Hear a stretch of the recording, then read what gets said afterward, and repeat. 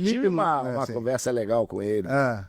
Quando ele assumiu, porque a gente conversa muito, né? Todas as vezes que a gente se encontra, a gente fala muito. E a gente já dava para notar. 2 anos atrás, dos últimos jogos que eu fui no Maracanã, lá embaixo eu fui falar com ele. Aí ele falou, pô, eu tô totalmente preparado. Pô, pegar esse time do Flamengo aqui, cara, a gente vai fazer legal. Aí cara, eu acho. E quando ele assumiu, ele estava preocupado com uma coisa, a questão do jogador que está no plantel e uma semana depois ele que é o comandante. Rapaz, virou o chefe, né? Virou o chefe.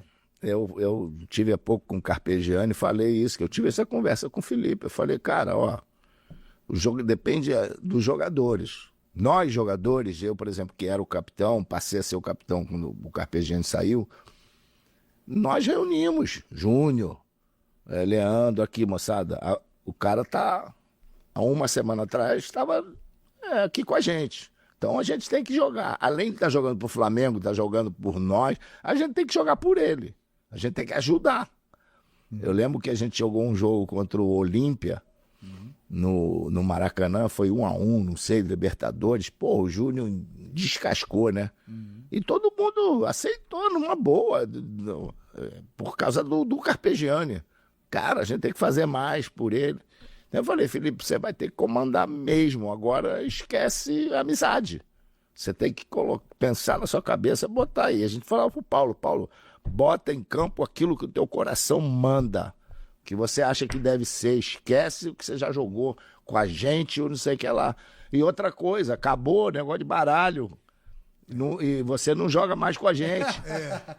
Você não vai querer que o jogo, quando era noite, ia até meia-noite. A gente tinha o nosso grupinho.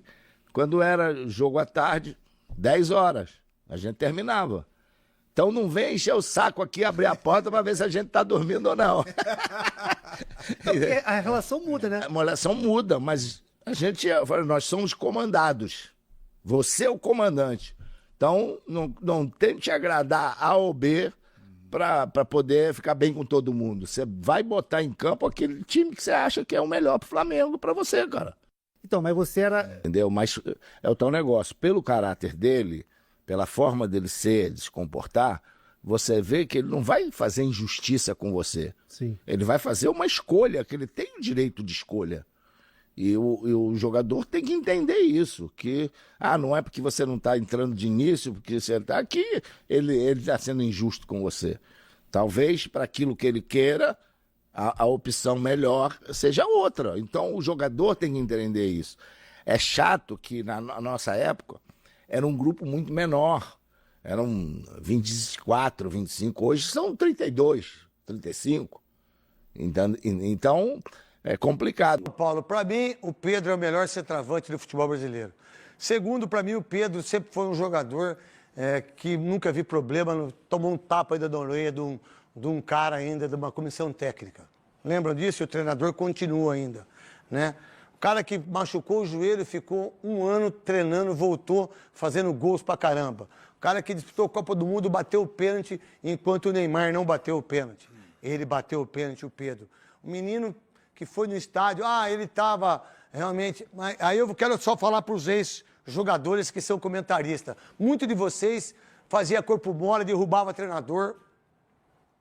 Agora vem dar uma de gostoso. Olha o Felipe Luiz, que profissional, principalmente vocês que trabalham na Globo aí, né? Porque parece que vocês que trabalham na Globo, vocês são os perfeitos. Não, muito pelo contrário. Quantas vezes eu fiquei na reserva e eu fiquei bravo e não fiz o coletivo do jeito que tinha que fazer. Eu tô falando de mim. E a maioria, assim, 99%. Sabe quem não é assim? Aquele que não joga, o reserva do reserva. Que esse é o traíra. Esse é o cara que fica lá só para ganhar bicho. Esse é o cara para ganhar os 25% do bicho. Esse é o cara para compor o elenco. Agora, pera um pouquinho, o treinador que chega, chama o cara de ridículo, expõe a família do cara, expõe todo mundo, porque numa semana ele não treinou aquilo que tinha que treinar. Por que está treinando hoje? Por que treinou hoje? E mais, vou dizer para você o que vai acontecer com você, Felipe Luiz. Quando você sair da Copa do Brasil, que é mata-mata, quando você sair da Libertadores, você perde o emprego. E o Pedro não. Você vai ver só, porque jogador não gosta de treinador traíra. Isso é o que eu penso. Lista de relacionados do Flamengo sem Pedro, galera. Volante Alan, Bruno Henrique, Cleiton, Danilo, De Arrascaeta, De La Cruz, Diogo Alves, Everton Cebolinha, Everton Araújo, Varela, João Vitor, Jorginho, Juninho, Luiz Araújo, Léo Ortiz, Léo Pereira, Matheus Cunha, Matheus Gonçalves, Plata, Rossi, Chola, Vinha, o Alacian e o Wesley. Pedro fora, tá? Já a gente vai falar sobre isso. Mas Alexandre tá com uma lesão no músculo posterior da coxa esquerda.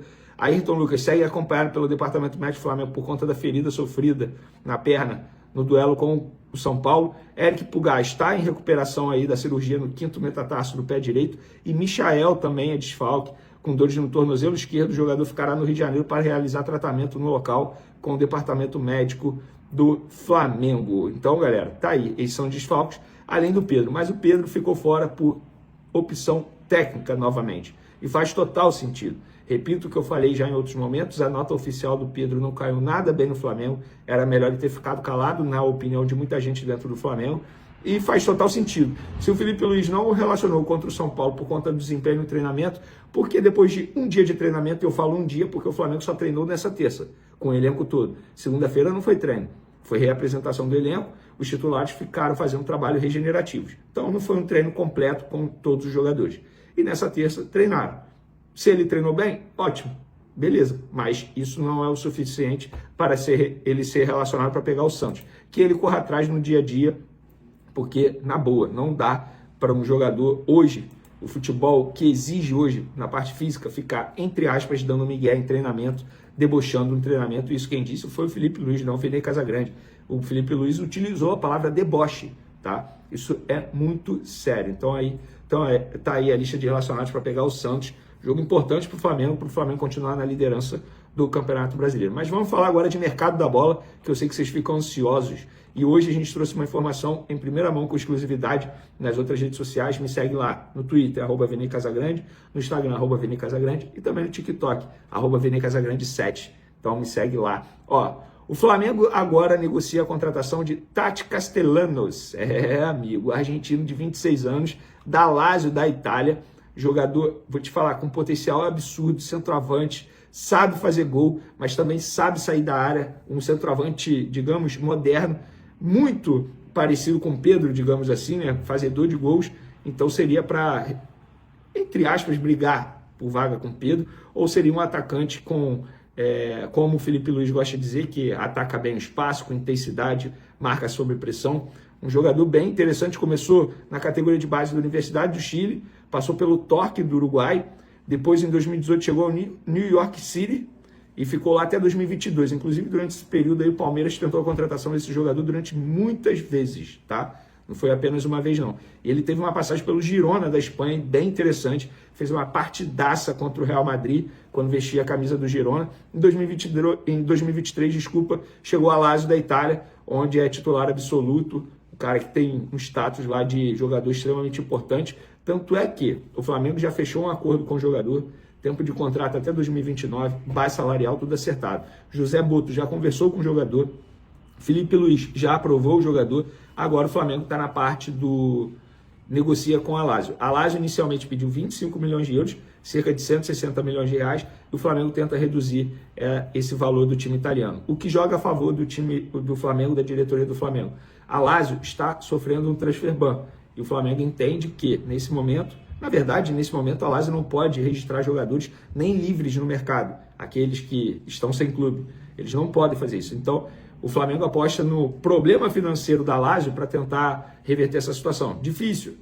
Mas o Flamengo entende que não é impossível. Tanto é que está tentando a contratação desse jogador. O jogador quer muito vestir a camisa do Flamengo, foram essas palavras utilizadas por uma fonte do Flamengo. E tem uma outra boa notícia, tá? Uma outra boa notícia.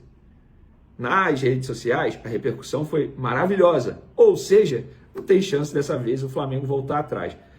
Se o jogador não vier, porque o Flamengo não conseguiu chegar a um acordo com a Lazio. Mas risco de voltar atrás por conta de repercussão negativa, dessa vez eu creio que a gente não vai ter. Brincadeiras à parte, quero a opinião de vocês. Eu acho que seria uma baita contratação assim nível Europa. embora seja um jogador argentino, mas é um jogador que atua muito bem lá no campeonato italiano, um jogador que muitos clubes já tentaram a contratação e não conseguiram, o Flamengo agora está tentando. Beleza? Quero a opinião de vocês, inclusive sobre a situação do Pedro, se está certo o Pedro ser mantido fora da lista de relacionados, podem comentar à vontade, tamo junto e até o próximo vídeo. Fui! Aqui é Flamengo, o maior do Brasil. No Flamengo só permanece quem aguenta. É 8 ou 80, mais ou menos a torcida arrebenta. Aqui são só os melhores e selecionados.